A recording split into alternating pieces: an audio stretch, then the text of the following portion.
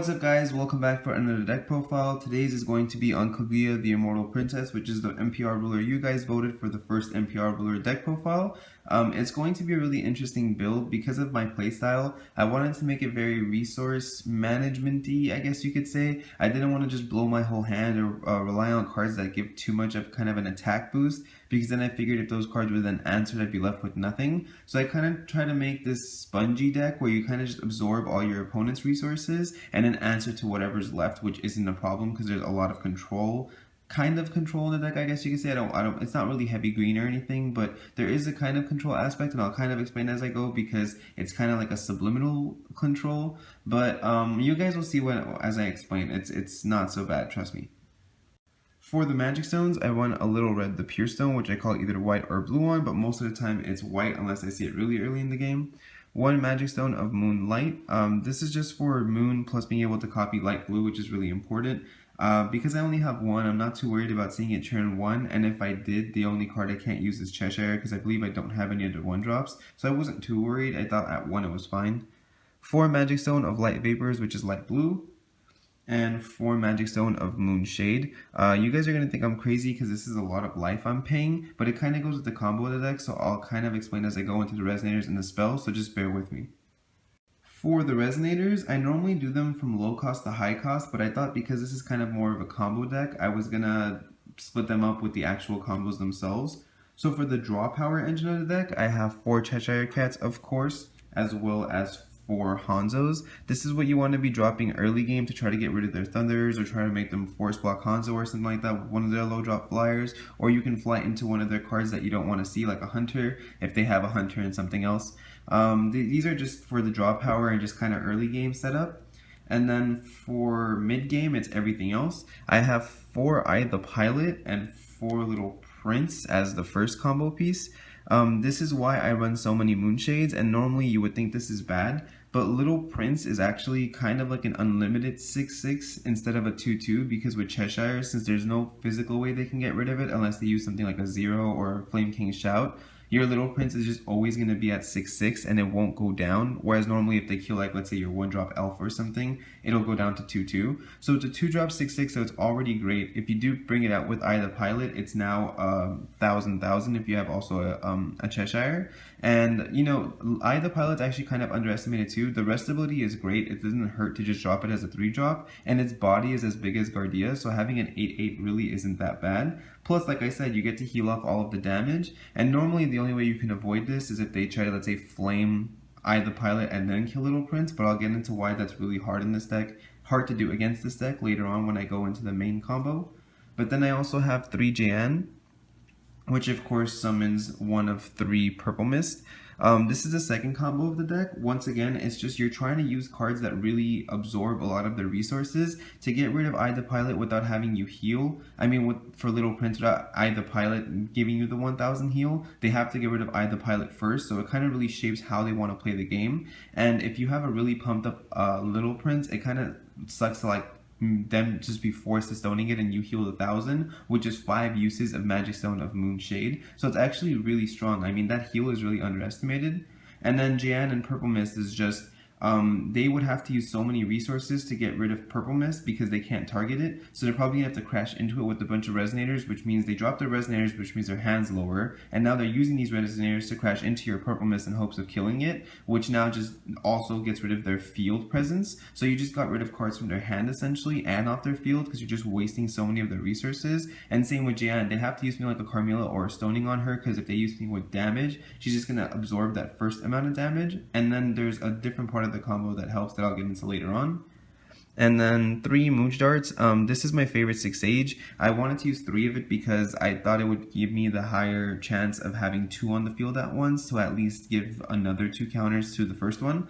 But even standalone, it's really good. You can rest stuff so that Little Prince isn't blocked. You can draw a card, which helps with the draw engine as well. So this card just has a bunch of uses, so I would really wanted to be able to use at least more than 2, but I didn't want to go all the way and use 4.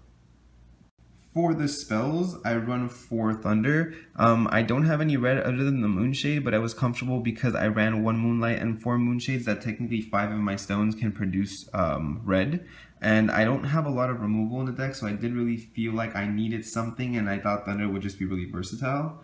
3 Apollo Break Moonblast. I've never really found myself using the Awakening Belay on this, but the top deck is really strong. Once again, if they're using cards, if their hand is getting lower because they're summoning stuff to go into your Purple Mist or using all these resources on Eye the Pilot and Little Prince, if you start top decking one of their weaker cards, you don't even have to use this on anything strong. If you're going against, let's say, green, and you can get this on an Elvish Priest, and they're drawing an Elvish Priest, and you're already in the lead, that's really good. And if you need to get rid of something that's strong, you just top deck that as well. And if it's something like a Blazer, you can just pay the Awakening with the 2 Moon and just put it on the bottom of the deck instead of top. So this card just has so much versatility in this deck that it's just really good. 2 Breath of the God, mainly because I have the Jayans. It is a free cost to use on her, which, like I said, keeps wasting their resources and you keep drawing, so you're always replenishing your hand. And this card is even good if you just pay the cost. I mean, if you get this on, like, let's say an Eye the Pilot, and now they're forced to use another card on it, or now they have to kill the Little Prince anyway, and you get the 1000 heal, it's really, really relevant. 2 Absolute Cake Zone. I felt comfortable running this because the Moonshades, I was okay with using 1, but I didn't want to use any Zeeks because I didn't want to pay 400 for a Zeeks. I thought the 1 green and colorless would be totally fine, so I just used this. Plus, if you have a Moonlight, this is actually free because you can use the green off the Moonlight and then the Moonshade as colorless. And then the main point of the entire deck, 4 Leaf of Yggdrasil. This card I've been wanting to use for so long, but didn't know how to incorporate it into any of my decks, and Kaguya finally lets me do that. So since I haven't actually talked about the ruler this whole time, when Kaguya flips, depending, she costs 2 colorless and X is any amount of moon you're willing to pay. And if you pay, of course, like let's say 2 moon or 3 moon, you get to put that many treasuries into the field. And normally people will equip her with stuff like Apollo Sphere and make her a bunch of like 2000 attack or something, or a bunch of Longulus Spears on everything else. But because I felt like the bodies in this deck were so high, I didn't want to kind of go with the overkill aspect of having these insane beaters or were-rabbits with like insane attack and flying, because I just felt like if I tried that and they were to just flame my monster, it would really suck, because then you don't have a target you don't have that target to put the Longulus on anymore. You would have to pick something else. So I wanted to go with Leaf of Yggdrasil because if you pay 2, let's say with Kaguya, and she comes out onto the field and you have an Eye the Pilot and a Little Prince, 2 of these go on 1 Little Prince and 1 Eye the Pilot, and now no matter what they do, you're going to heal that life and you're going to be absorbing so much of their resource. If you put this on Jayan and Purple Mist, and do mind that Purple Mist, as this card cannot be targeted by either player, and Kaguya says put into the field. So this card, with Kaguya, Leaf of Yggdrasil does not target. Alone it does because you're using an addition, but with Kaguya it doesn't. So if you put 2 of these on 1 Jayan and 1 Purple Mist, now they have to worry about getting rid of the damage that Jayan absorbs, possibly crashing into Purple Mist with everything just for it to come back, or killing Jayan, trying to get the Purple Mist with damage, and then not being able to because she comes back anyway. So the whole point of the deck is pretty much to use this with all of your heavy bodies to just absorb so much resource that they can't physically respond to anything anymore. And even if you, like, I normally mulligan this if I see it early, or, you know, if you were to just have it in your hand after a Cheshire, you could put it on top, and if they attack you can shuffle it back in. If it does get stuck in your hand, it's great no matter what, because you could just put it on something that you want revived. I mean, even on a Hanzo early game, this will trigger Hanzo's enter effect to draw a card again, and you get another 300 flying, which isn't that bad. It's a really good blocker for stuff like Bahamut. So this card's really underestimated, and I wanted to use something like this over a bunch of the buff cards because I felt like I get advantage from this and I get to waste their resources, whereas if I have a 3000 attack beat stick, a Stony that still stops that beat stick. So yeah, that's the whole kind of concept of the deck. For the side deck, I did want to have the option of beat sticking just in case some people actually like that playstyle as well. So I have 4 Percival in the side deck to be able to search out my red sword, which I have sided of course as well, and just 1 Galahad for extra healing just in case. It's also just, I'm not going to see it too much with just 1, but I have technically 3 Mujars to draw, 4 Cheshires, 4 Hanzos, and now Percival, which also would just look for a knight, and if I see him I can grab him. 4 of the red sword to give her swiftness. Like I said, if you're going against the faster deck and you want to play this style, you could just side into it. 3 Apollo Sphere. If you pay 3 moon, this would come out, and because it equips the J Resonators, it'll equip to Kaguya. And these are 400 each, so that's 1200 attack, so she's at 16. And then she gains another 2 for every treasury on the field, so that's 22. So she'd be a 22 imperishable with flying, and the sword would give her swiftness. So if you do want to play a rush kind of version of the build, you can always just side into it.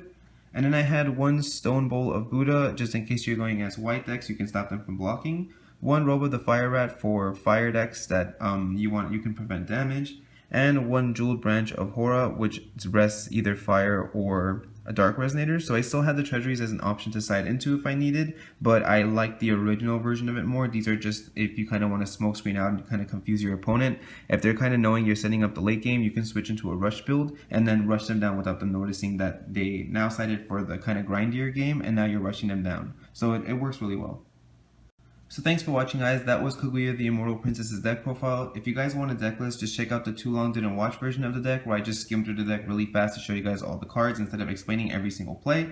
And if you have any questions or suggestions, please feel free to leave a comment in the comment section below. If you haven't subscribed yet, make sure you do, because I have 2 more deck profiles coming this week and 5 coming next week. And I'm actually finally going to Houston for sure for the regionals. I was on the fence of going, but now I've 100% bought my ticket and I'm going, so I can't wait to have all the coverage from that event, as well as being able to meet up with you guys and kind of maybe play some games, have fun. I'm really excited for it because I haven't been to any events since the Anime Expo regionals for Los Angeles. So yeah, I'm really excited. I can't wait to see everyone and just, do all things Force of Will. And I will catch you guys next time.